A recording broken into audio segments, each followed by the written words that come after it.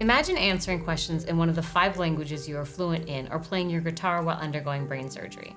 As you provide the Armenian word for puppy or strum out the tune to a well-known pop song, a team of surgeons is meticulously mapping out your brain functions. No, this isn't science fiction or your worst nightmare. It's the remarkable reality of awake brain surgery or awake craniotomy, a procedure that offers incredible insights and improved outcomes for patients with brain tumors and other neurological conditions. And is exactly what patients Ani and Robert did while doctors operated on their brains. An awake craniotomy involves removing a piece of the skull to access the brain. But what sets this procedure apart is that the patient is woken up during the surgery, allowing the surgical team to communicate with the patient and map out critical brain functions in real time. This approach is particularly beneficial when the tumors are near areas of the brain that control essential functions like speech, language, and movement, as surgeons are able to ask the patient questions and then monitor the brain's activity as they respond.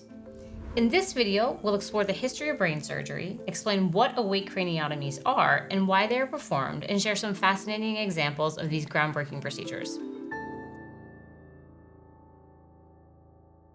The history of brain surgery dates back thousands of years. Evidence has shown that ancient civilizations from around the globe, from Peru to France to China, and as well as various parts of Africa and the Middle East, practiced trepanation, where holes were cut, scraped, sawed, or drilled into the skull to treat head injuries and neurological conditions. Most trephine skulls that have been discovered by archaeologists come from long-vanished, non-literate cultures, making it difficult to know the exact motivation for the procedure, whether or not the patient was awake, and if they survived. However, information has been uncovered about trephining in Western medicine beginning in the 5th century BCE. While rudimentary and often dangerous, some argue that this early form of brain surgery laid the groundwork for modern neurosurgical techniques. Over centuries, advancements in medical knowledge and technology have transformed brain surgery into a precise and life-saving field.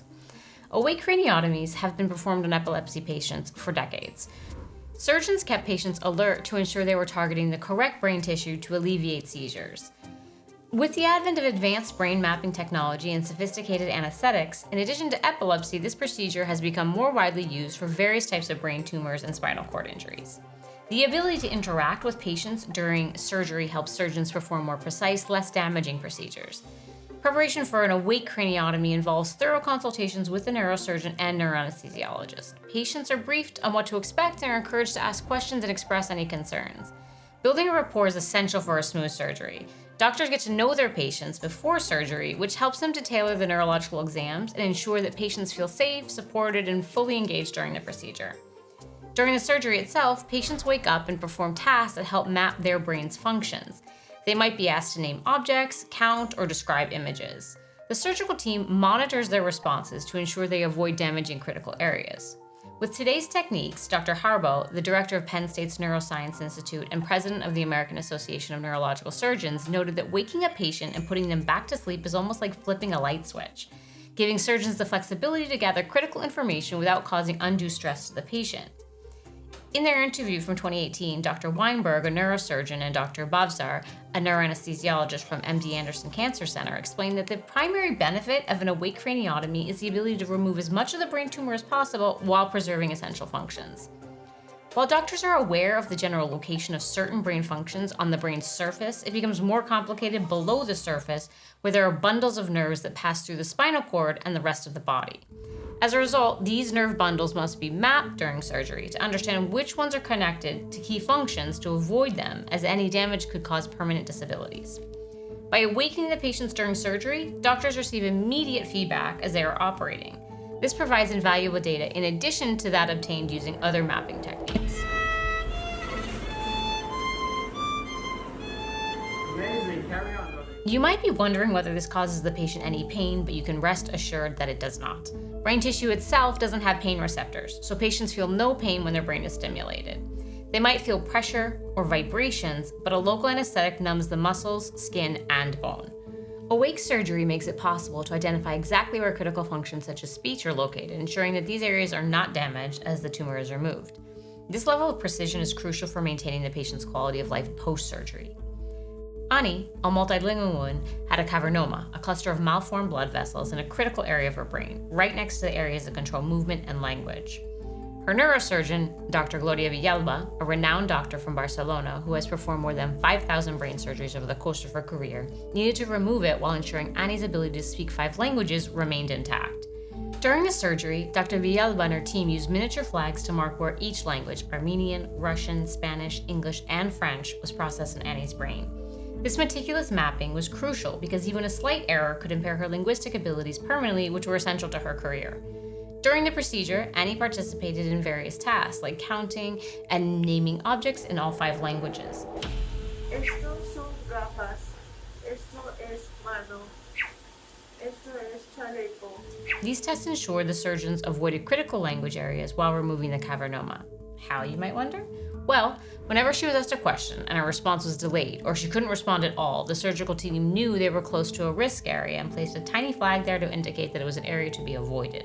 She also helped researchers by analyzing pictures of facial expressions to study how the brain processes emotions. Annie's case was exceptionally complex for the surgical team due to the involvement of 5 languages. Larger areas of her brain were dedicated to linguistic tasks, giving the team a tighter margin to remove the lesion safely. However, after completing various exercises over the course of 2 hours, the doctors were able to map an extremely narrow but viable route through which to extract the cavernoma. After 6 hours of intricate work, Dr. Villalba and her team successfully removed the cavernoma. The procedure was a success. But the journey for Annie was far from over. Recovery would be a long and challenging process. Post-surgery, Annie faced both physical and linguistic challenges. She maintained her 5 languages, but speaking them didn't come as easily as before. However, she remained optimistic about her full recovery. Brittany is another example. At 24 years old, she underwent an awake craniotomy to remove a tumor near her brain's speech center. Her surgeon, Dr. Guten, needed her awake to ensure he could remove the tumor without affecting her ability to talk. As you can imagine, she was worried that she might feel something, but later when asked about the experience, she noted that it was more intriguing than scary and that she hadn't felt a thing. The principles of awake craniotomy are expanding beyond brain surgery. Surgeons performing head, neck, and spinal surgeries also use these techniques to ensure precise, less invasive operations. Awake craniotomies represent the cutting edge of neurosurgery, offering patients the best chance to maintain their quality of life while addressing serious medical conditions. As we've seen in the cases of Robert, Brittany, and Annie, for instance, patients might be asked to speak, move, or play the guitar during surgery precisely to ensure that critical functions remain intact. In particular, for multilingual individuals such as Annie, awake craniotomies allow for real-time mapping and differentiation of the distinct neural regions involved in each language. This is crucial because different languages can be processed in slightly different areas of the brain, even if they are close together.